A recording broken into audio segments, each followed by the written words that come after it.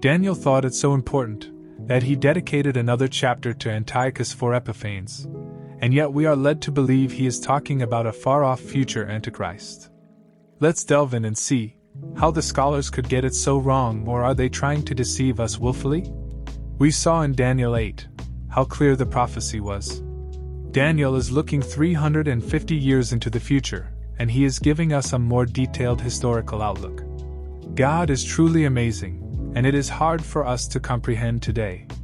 The people that lived in those times did not have the internet, but their knowledge was passed from generation to generation. This would mean that the Romans would not necessarily understand the prophecies, but that the Israelites who was well versed would understand quite easily. We seem to have lost this knowledge over the years. Either it is a lack of wanting the truth, or we just got complacent being spoon-fed with what we wanted to hear. This is pretty much a recap of history, and is so well explained by Daniel that we do not have to wonder about its fulfillment. The New Testament is the fulfillment of the Old Testament, with exception of a few prophecies yet to be fulfilled. Anybody using the bulk of its content as future prophecy is deceiving us, as this is well documented in history. So well documented in fact that many claim it was written by an historian around the year 170 BC. It is quite easy to prove it was not, and rather shows us the glory of God. Now we can see how Daniel gives us more information. Also I in the first year of Darius the Mede, even I, stood to confirm and to strengthen him. And now will I shew thee the truth. Behold, there shall stand up yet 3 kings in Persia, and the fourth shall be far richer than they all, and by his strength through his riches he shall stir up all against the realm of Grecia. The 3 kings predicted to arise in Persia was fulfilled by the reigns of Cyrus, Cambyses, and Darius. The fourth and final king of Persia, the one richer than all before him, was fulfilled by Xerxes. And a mighty king shall stand up, that shall rule with great dominion, and do according to his will. And when he shall stand up, his kingdom shall be broken, and shall be divided toward the 4 winds of heaven, and not to his posterity, nor according to his dominion which he ruled, for his kingdom shall be plucked up, even for others beside those. Here we obviously have Alexander the Great. Again, we see how his kingdom divides in 4 parts by his 4 generals, and some parts will be taken by the Roman Empire. For the next few verses we will play war ping-pong between the king of the north and the south. It actually covers 5 Syrian wars and we don't have time to make it entertaining. If you are not into history, you are welcome to skip to verse 21. And if you just want to know the plot twist you can go to verse 36.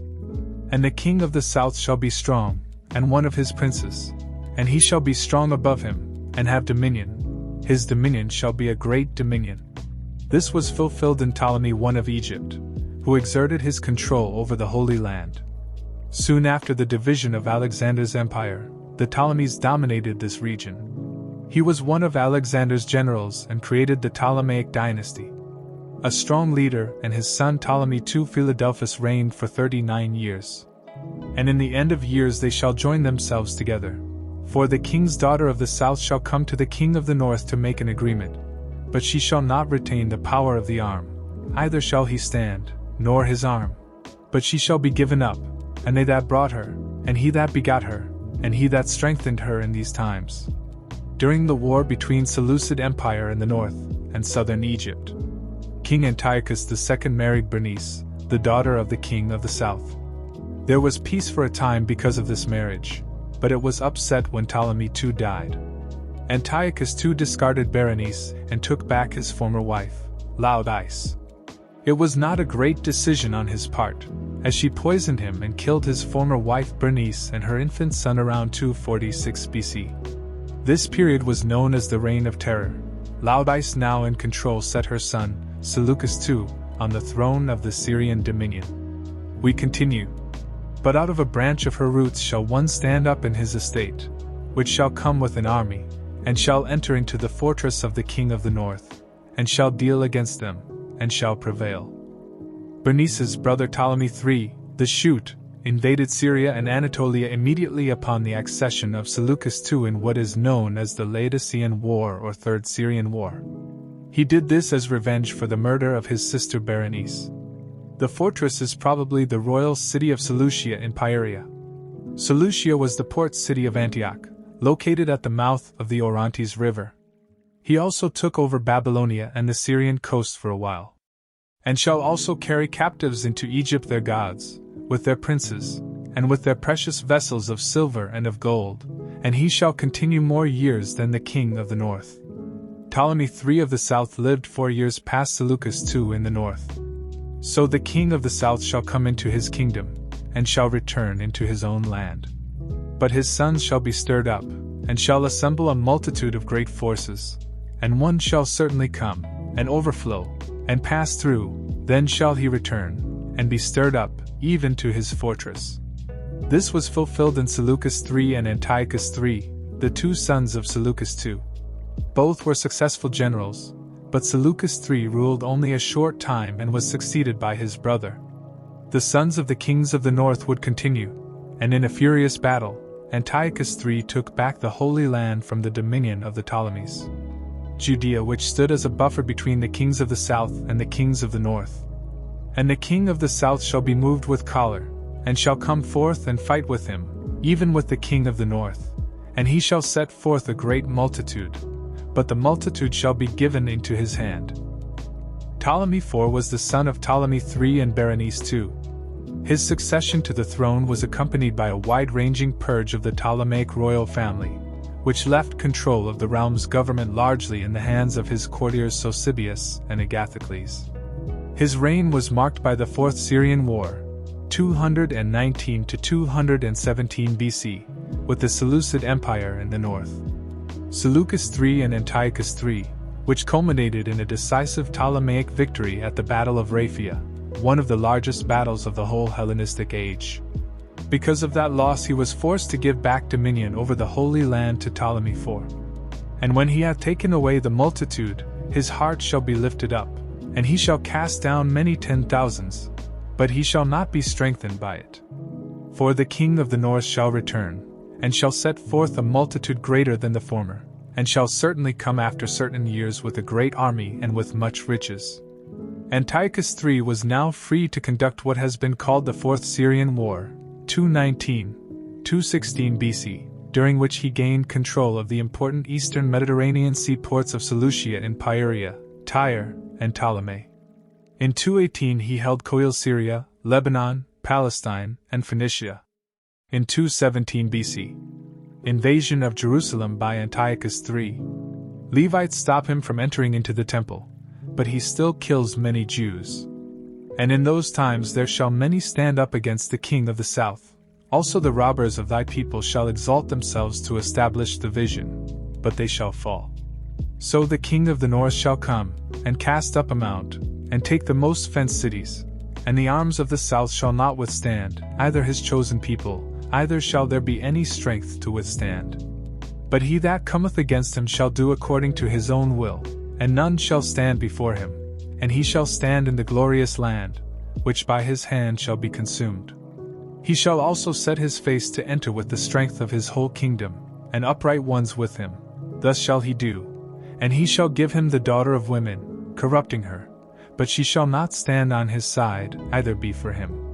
King Ptolemy V of the south came of age in 196 BC and was crowned as pharaoh in Memphis, an occasion commemorated by the creation of the Rosetta Stone.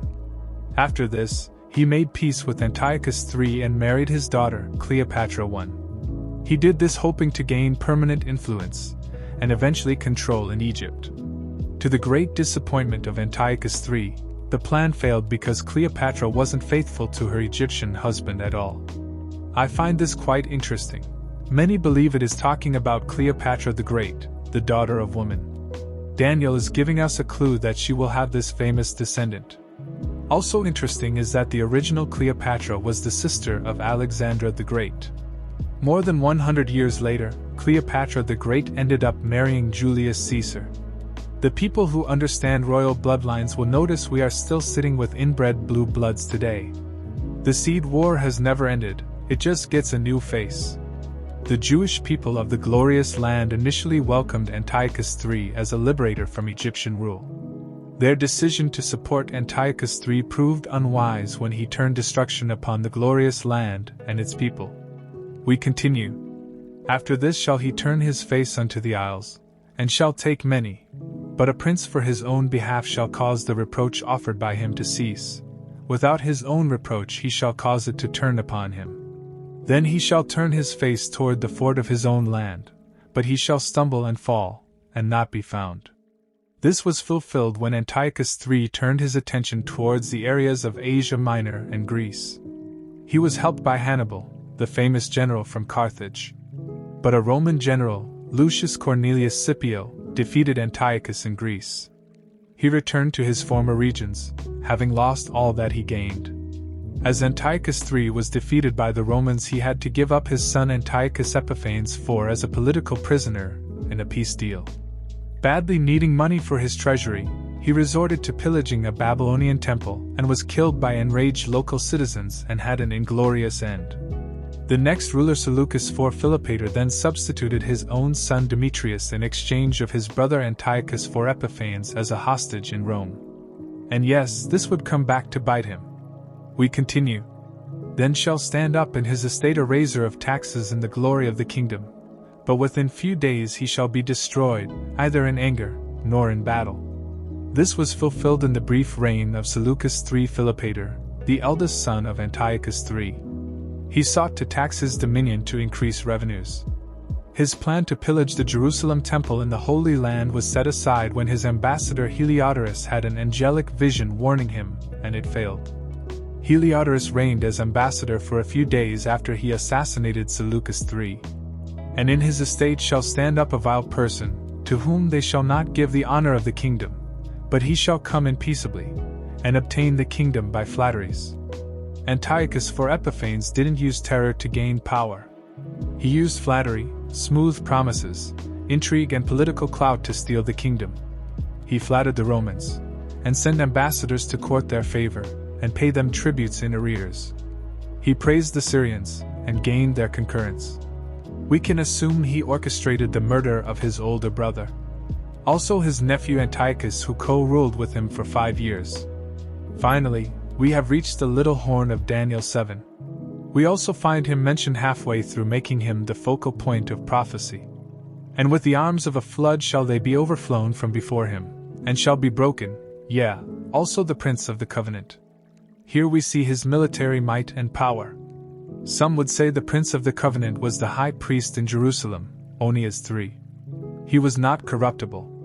When Antiochus Epiphanes conquered Jerusalem, he sold the high priesthood to the highest bidder, and Onias was replaced by his brother Jason through bribery in 174 BC. He would allow for a more Hellenistic approach. Jason changed Jewish customs and even built a gymnasium to train for Olympic sports. In 171 BC, Jason was replaced as high priest by Menelaus, who outbid him using temple treasures and also promised to pay higher tribute. The prince that is referred to here could also be Chief Prince Michael, who is the protector of Israel, due to the covenant with God. When Israel breaks their covenant, Michael will not defend the sinners of the nation of Israel. This happened during the fall of the kingdom of Israel, when Judea was exiled to Babylon, and here again for a while as Judea made a deal with Antiochus Epiphanes for protection instead of trusting God. We have seen this battle between the princes before. Michael against the prince of Persia. Daniel 10 verse 13. But the prince of the kingdom of Persia withstood me 21 days. But lo, Michael, one of the chief princes, came to help me, and I remained there with the kings of Persia. We continue. And after the league made with him he shall work deceitfully, for he shall come up, and shall become strong with a small people. He made a peace deal with Jews that they could keep their Jewish tradition and God worship if they allow a more Hellenistic lifestyle. Some Jews joined with the Gentiles, and abandoned the Holy Covenant. A more inclusive woke society, if you will. This would include that he decided who will be the priest in Holy Temple. Obviously, they would allow to build pagan temples and allow worship to foreign gods. Freedom of religion. The first bathhouses were opened. Morality and sin would now be freedom of choice. The mistake the Jews made was that they no longer trusted God to protect them, but made a deal with the devil to protect them instead. You can just imagine this will cause God displeasure. We continue. He shall enter peaceably even upon the fattest places of the province, and he shall do that which his fathers have not done, nor his fathers' fathers. He shall scatter among them the prey, and spoil, and riches, yea, and he shall forecast his devices against the strongholds, even for a time. Antiochus gave lavish gifts, and he was very generous to those that followed him. Spent a lot of money on statues and temples, especially Olympian Zeus at Athens. He also plotted to invade Egypt. Let's go on. And he shall stir up his power and his courage against the king of the south with a great army, and the king of the south shall be stirred up to battle with a very great and mighty army. But he shall not stand, for they shall forecast devices against him. Yea, they that feed of the portion of his meat shall destroy him, and his army shall overflow, and many shall fall down slain. And both of these kings' hearts shall be to do mischief, and they shall speak lies at one table. But it shall not prosper, for yet the end shall be at the time appointed. The Sixth Syrian War. Antiochus Epiphanes sets up his young nephew Ptolemy VI in Memphis as a puppet king and rules part of the southern kingdom without Rome realizing it. He then wants to conquer Alexandria, but it would fail as Rome sided with them. Then shall he return into his land with great riches, and his heart shall be against the holy covenant, and he shall do exploits, and return to his own land. This was fulfilled when Antiochus Epiphanes returned from Egypt, bitter from defeat. He vented his anger against Jerusalem, which was already shaken because Antiochus sold the office of high priest and persecuted the Jewish people to conform to Greek culture, forsaking the faith and traditions of their fathers. He returned home with only great plunder to soothe his wounded pride. At the time appointed he shall return, and come toward the south, but it shall not be as the former, or as the latter. For the ships of Chittim shall come against him, therefore he shall be grieved, and return, and have indignation against the holy covenant. So shall he do, he shall even return, and have intelligence with them that forsake the holy covenant. The ships of Chittim were Roman ships. Antiochus Epiphanes' ambition led him to take bold actions which were strongly rebuffed by Rome. He brought his armies all the way through Egypt to Alexandria, but before he could launch his assault on the city, ships arrived from Rome. Roman General Gaius Popilius Laenas draws a circle in the sand and embarrasses Antiochus by saying he must agree to leave before he is allowed out of the circle. He orders the Seleucid king to return in 168 BC. At the same time, Jason the high priest in Jerusalem, thinking that Antiochus is dead, tries to overthrow Menelaus as high priest. An inner battle between religious leaders for power broke out that caused a rebellion among the Jews. This upsets Antiochus as he sees it as a revolt to his rule and a breaking of the peace covenant. Not to mention that he was already humiliated by Romans. He attacks Jerusalem a second time to crush the rebellion. He slaughtered the Jews and took around 10,000 slaves, including women. He banned Jewish worship. Antiochus now issued a decree that all nations in his empire should abandon their own customs and become one people. All the Gentiles and even many of the Israelites submitted to this decree. They adopted the official pagan religion, offered sacrifices to idols, and no longer observed the Sabbath. An arm shall stand on his part, and they shall pollute the sanctuary of strength, and shall take away the daily sacrifice, and they shall place the abomination that mocketh desolate. The Acra or citadel was built in the city of David to house foreign troops around 168 BC. In 167 Antiochus attacks a third time. Permanently garrisoned the city with Syrian soldiers and enforced Hellenization, forbidding Jewish rites or forsaking the covenant. Antiochus Epiphanes set up an image of Zeus in the temple. He demanded sacrifice to this image, and later desecrated the temple by sacrificing a pig on it. It was in truth an abomination, which brought a desolate condition to the temple, for now no one would come to worship at all. He renames the temple Olympian of Zeus, and made them build temples in every city. Abomination of desolation was seen as the pagan altar built on top of the temple altar, that stopped religious sacrifices. And such as do wickedly against the covenant shall he corrupt by flatteries. But the people that do know their God shall be strong, and do exploits. When Antiochus Epiphanes turned on Jerusalem, the Jewish people were divided. Some forsook their covenant with God and embraced Greek culture. Those who knew their God made a stand for righteousness in the face of incredible persecution. He orders his whole kingdom to worship pagan gods.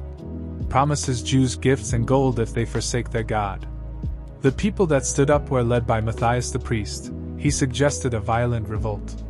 The Maccabee revolt led by Judas Maccabee and brothers. And they that understand among the people shall instruct many, yet they shall fall by the sword, and by flame, by captivity, and by spoil, many days. Now when they shall fall, they shall be holpen with a little help, but many shall cleave to them with flatteries. And some of them of understanding shall fall, to try them, and to purge, and to make them white, even to the time of the end, because it is yet for a time appointed.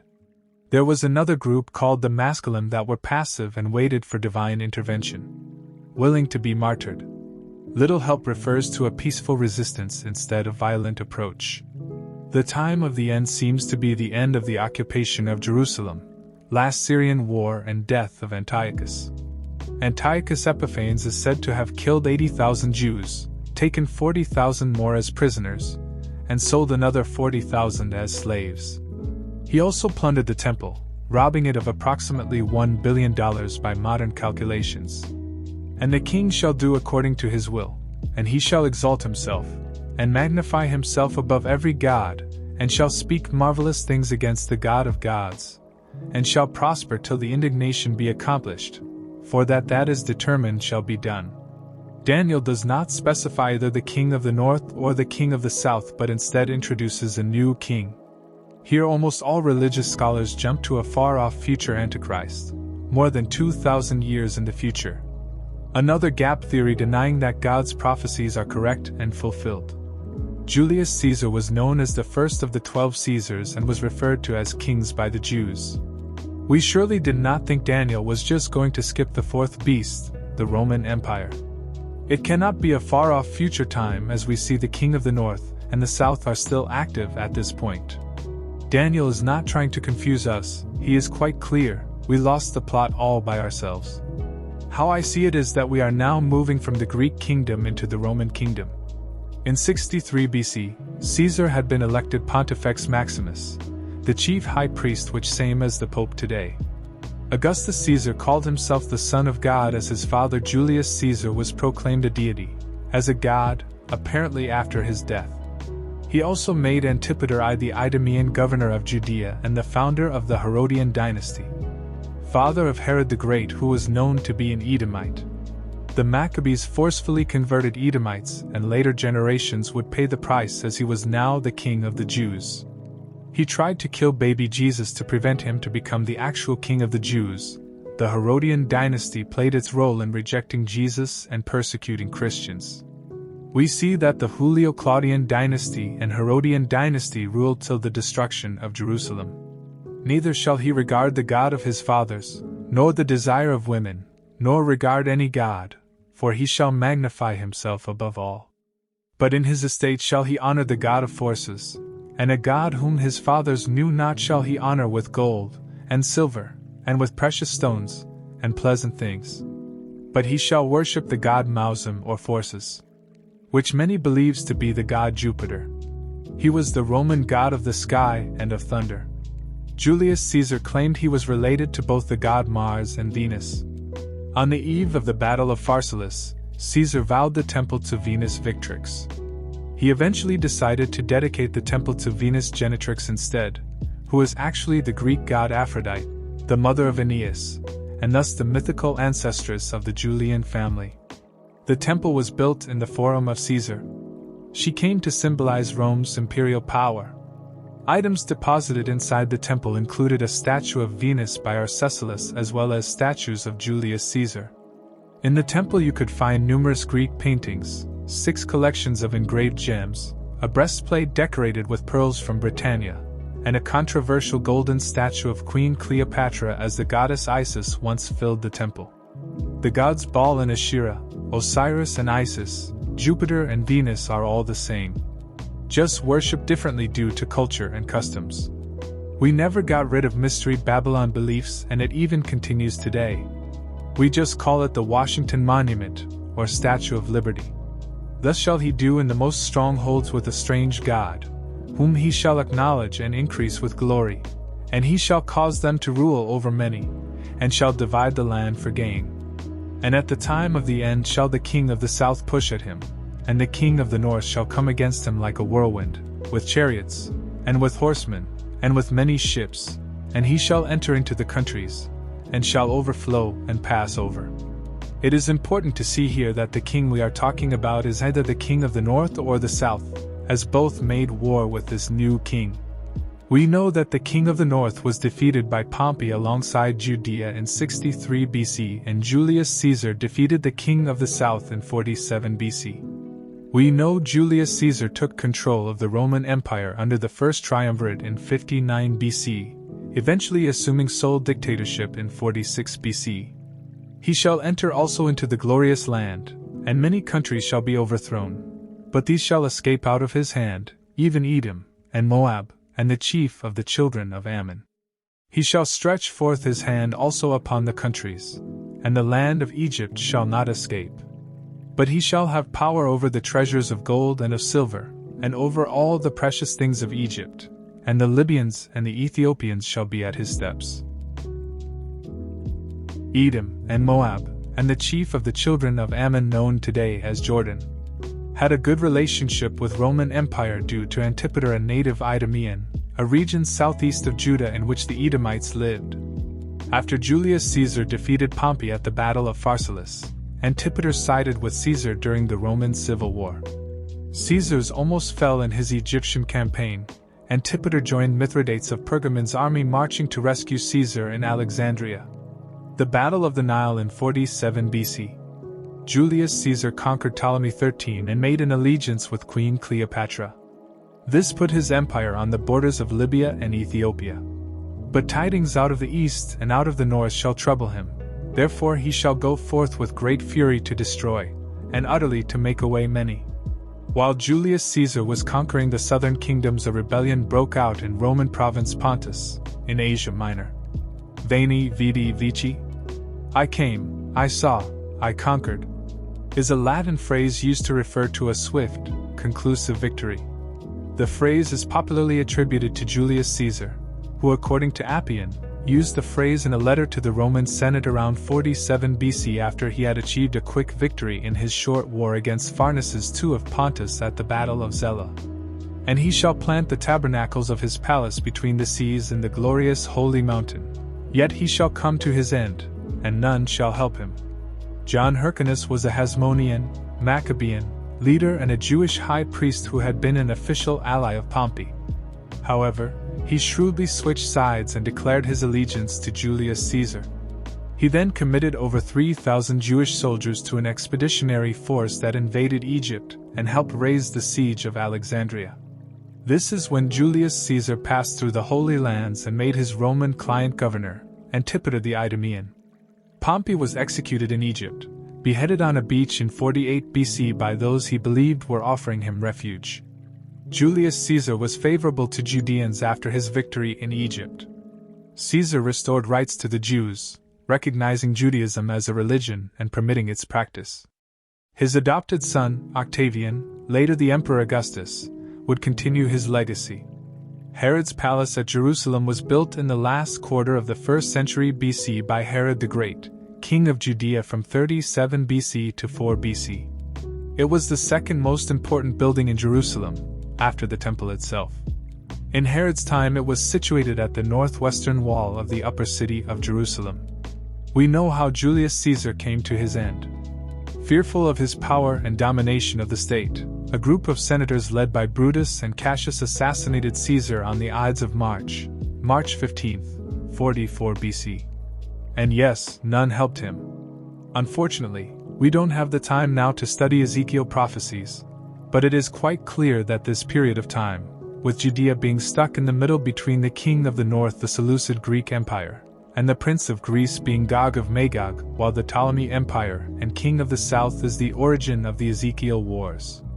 We will look at the introduction of Ezekiel 38 only. And the word of the Lord came unto me, saying, Son of man, set thy face against Gog, the land of Magog, the chief prince of Meshech and Tubal, and prophesy against him, and say, Thus saith the Lord God, Behold, I am against thee, O Gog, the chief prince of Meshech and Tubal, and I will turn thee back, and put hooks into thy jaws, and I will bring thee forth, and all thine army, horses and horsemen, all of them clothed with all sorts of armor, even a great company with bucklers and shields, all of them handling swords, Persia, Ethiopia, and Libya with them, all of them with shield and helmet, Gomer, and all his bands, the house of Togarmah of the north quarters, and all his bands, and many people with thee.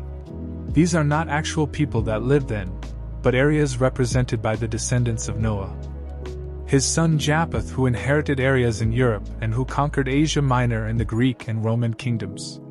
In red are the ones mentioned and yellow for names you might recognize. In the south we have the same kingdoms conquering the descendants of Ham. And the sons of Ham, Cush, and Mizraim, and Phut, and Canaan, represents the South Sudan, Egypt, Ethiopia and Libya. And all this time Judea was stuck in the middle, and used and abused by both sides. It is important to note that again God's prophecies have been fulfilled and that almost all Old Testament prophecies was fulfilled by Jesus and destruction of Jerusalem and temple. The prophecies that are yet to be fulfilled will be the Antichrist world against God's people, the body of Christ. Next, we will look at Daniel 12 and see if it was fulfilled or a far-off prophecy.